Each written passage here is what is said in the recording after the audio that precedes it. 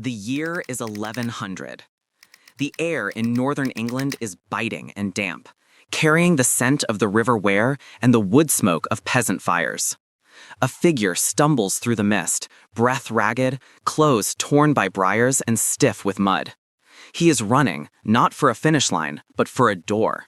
Behind him, the distant baying of hounds or the shouts of the sheriff's men drive him forward with the primal energy of the hunted.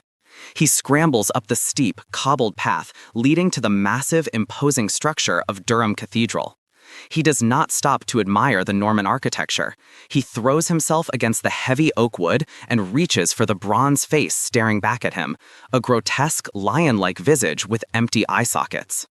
He grasps the heavy iron ring hanging from its mouth and strikes it against the wood. Once, twice. The sound echoes like a thunderclap, a desperate plea converted into percussion. He grasps the heavy iron ring hanging from its mouth and strikes it against the wood. In that moment, the pursuit effectively ends. High above, in the Galilee Chapel, two monks who have been keeping vigil day and night specifically for this moment hear the knock.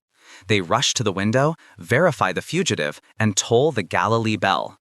That bell is not merely a signal, it is a legal pronouncement. Its resonance declares that the king's law has stopped at the threshold. The fugitive is brought inside, given a black robe with a yellow cross of St. Cuthbert on the left shoulder, and granted the peace of the church. For the next 37 to 40 days, no sheriff, no lord, and no vengeful family member can touch him without incurring the wrath of God and the immediate excommunication of the church. This was the institution of sanctuary. It was not a loophole, it was a structural recognition that divine mercy held a higher jurisdiction than human justice. To understand why this concept is vanishing today, we must first understand the immense power it once held. It was a check on the absolute power of the state and the blood feuds of the community. This practice did not originate in medieval England. It echoes back thousands of years to the ancient Near East, to the Levitical laws recorded in the Book of Numbers. The ancient Israelites established 6 cities of refuge, places like Shechem and Hebron, where a person who had accidentally killed a neighbor could flee to escape the avenger of blood. The roads to these cities were mandated by law to be kept wide and free of obstacles, ensuring that the fugitive had a fair chance to run. The logic was specific. The city itself possessed a holiness that absorbed the stain of blood and stayed the hand of vengeance. The Greeks, too, held to the concept of asilia, the inviolable nature of the temple. To drag a suppliant from the altar of Zeus was to invite a plague upon your entire city. In the medieval Christian imagination, this evolved into a complex interplay of power. The church was not merely a spiritual advisor, it was a competing sovereign. When a fugitive claimed sanctuary, they entered a liminal space. They were no longer subjects of the crown in the traditional sense, they were guests of the bishop. During those 40 days, the fugitive had a choice: stand trial or abjure the realm. If they chose the latter, they confessed their crime to the coroner, surrendered their property, and walked barefoot and bareheaded to the nearest port, carrying a white wooden cross. As long as they stayed on the king's highway, they were protected. They were exiled, yes, but they were alive. This system acknowledged a profound truth that modern society often struggles to articulate. The law is necessary, but the law is also brutal, imperfect, and sometimes cruel. Sanctuary was the safety valve. It was the physical manifestation of the idea that grace must have a footprint in the real world. It required a physical space, a building, a perimeter, a frith stool or peace chair that the state respected as off-limits. The power of the sanctuary knocker lay not in the metal, but in the terrifying consensus that to violate that threshold was to war with God himself. But as the centuries turned, the state grew jealous of this competing sovereignty. Henry VIII and later monarchs saw sanctuary not as mercy, but as an obstruction to royal justice. The zones of exemption were shrank, the crimes eligible for protection were reduced, and eventually the practice was abolished in English law. The church door became just a door. The bell became just a call to prayer. The physical territory of grace was annexed by the territory of the law. And yet, the ghost of sanctuary remained, haunting the Western conscience, whispering that there must be some place, some refuge, where the vulnerable are safe from the machinery of power. The physical territory of grace was annexed by the territory of the law. As we move toward the modern era, we see the concept of refuge undergo a radical transformation. It moves from the altar to the agency, from a spiritual right to a humanitarian policy. But as we will see, in gaining bureaucratic efficiency, the concept of sanctuary lost its invulnerability. When the protection of the stranger relies on government funding rather than divine decree, the stranger becomes vulnerable to the whims of the budget cycle and the shifting winds of political favor. The door knocker is gone. In its place is a form to be filled out in triplicate. Fast forward 900 years. The scent of wood smoke and the cold stone of Durham have been replaced by the hum of fluorescent lights and the smell of industrial carpet and stale coffee. We are in the office of a refugee resettlement agency in the American Midwest circa 2024. The walls are adorned with posters of smiling families from diverse backgrounds, slogans about welcoming the stranger, and maps of the city. But the mood is not one of triumphant charity, it is one of quiet, desperate dismantling. The modern sanctuary is no longer a cathedral, it is a 501 nonprofit organization. It is a government contractor. In the mid-20th century, following the horrors of World War II and the displacement of millions, religious communities and Western governments struck a grand bargain. The state would provide the legal status and the funding, the faithful would provide the manpower, the local connections, and the heart. Organizations like World Relief, the Hebrew Immigrant Aid Society, and Lutheran Immigration and Refugee Service became the hands and feet of national asylum policies. The modern sanctuary is no longer a cathedral, it is a 501 nonprofit organization. For decades, this public-private partnership functioned as a formalized version of the Cities of Refuge. The fugitive was now a refugee. The avenger of blood was a persecuting regime or a war zone. And the sanctuary knocker was a UNHCR referral. But there was a critical, unseen flaw in this architecture. In the medieval model, the church's power to protect was intrinsic. It came from its own theology and standing. In the modern model, the agency's power to protect is extrinsic. It is leased from the government. In recent years, we have witnessed what happens when the landlord decides to terminate the lease. We are seeing a phenomenon we might call bureaucratic excommunication. The flow of refugees, once a steady stream managed by these faith groups, has been subjected to violent fluctuations based on executive orders and political strategy. Admissions caps are slashed to historic lows, then raised, then stalled. This volatility is not just a matter of statistics, it is a poison to the infrastructure of hospitality. Imagine a local office that has spent 30 years building relationships with landlords, employers, and schools to integrate Somali or Syrian families. They have a staff of caseworkers who speak the languages and know the culture. Then a stop work order comes from the capital. The flow of refugees is halted. The funding, which is often tied to the number of arrivals, evaporates overnight. The agency burns through its reserves. Eventually, they have to lay off the caseworker who speaks Somali. Then they have to break the lease on their office. Finally, they close the doors. When the political winds shift again, and the government decides it wants to admit refugees, the infrastructure is gone. You cannot simply flip a switch and rebuild trust networks that took decades to form. This is the quiet death of sanctuary. It doesn't happen with a bang or a Viking raid.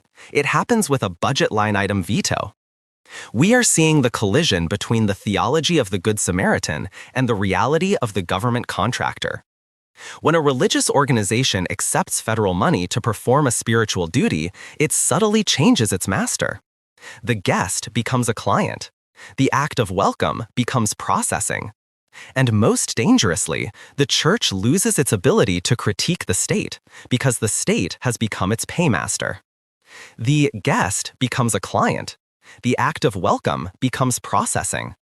In 2024 and 2025, we are seeing the exhaustion of this model.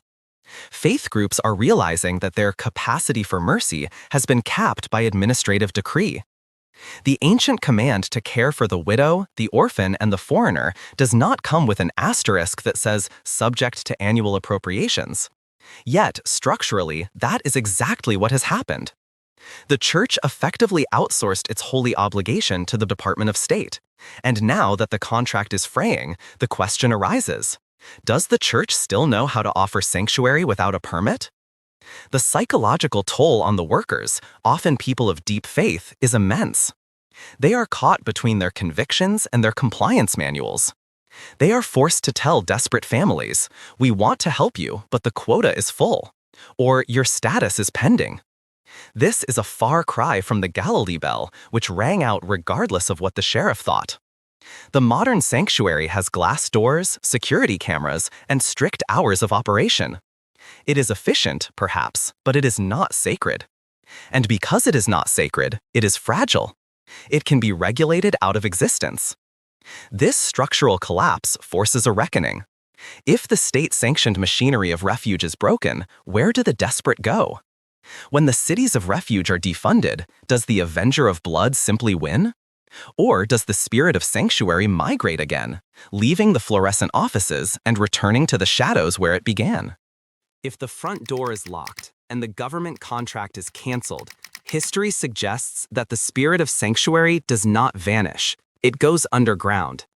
We are witnessing the early tremors of a paradigm shift, or perhaps a return to the primal state of the faith-based resistance.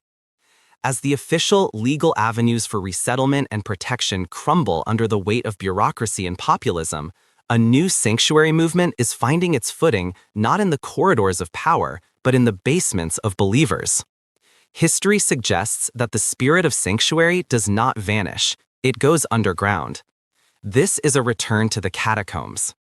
In the first few centuries of the Common Era, before the Edict of Milan, to be a Christian was often to be a fugitive. The Roman catacombs were not just burial grounds, they were safe houses, places of worship, and zones of solidarity hidden beneath the imperial capital. The early church did not ask permission from Caesar to care for the vulnerable. They did it at the risk of their lives. Today, as the professionalization of charity fails, we are seeing faith communities wrestle with the ethical necessity of a legal mercy. The new sanctuary movement and the broader decentralized networks forming today operate on a different logic than the resettlement agencies we discussed. They do not rely on federal funding. They do not wait for official referrals. They rely on spare bedrooms, crowd-funded legal fees, and the physical protection of church buildings that, while no longer legally sovereign like Durham, still hold a powerful symbolic weight that police are hesitant to violate. We see congregations voting to declare themselves sanctuary churches, pledging to physically shield undocumented immigrants from deportation raids. This is a high-stakes game of chicken with the state. It revives the medieval tension. Who has the ultimate authority over this human body? The state, with its borders and visas, or the divine, with its mandate of universal kinship? This shift brings with it a profound ethical dilemma, one that tears at the fabric of modern religious identity.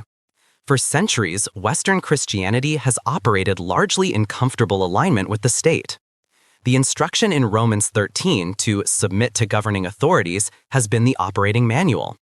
But the collapse of the legal sanctuary system forces a confrontation with other texts, Matthew 25, where salvation itself is hinged on the treatment of the stranger. I was a stranger and you welcomed me. The collapse of the legal sanctuary system forces a confrontation with other texts. When the law forbids the welcome, the believer is forced to choose between the citizen and the saint. We are moving toward a time of radical hospitality that costs something. In the 1980s, during the Central American crisis, churches in the U.S. smuggled refugees across borders, creating an underground railroad of safe houses. They argued that they were obeying a higher law. We are seeing the infrastructure for this kind of action being dusted off and rebuilt. This catacomb sanctuary is smaller, less efficient, and far more dangerous than the agency model. It cannot process thousands of people with government grants. It works one family at a time, one basement at a time.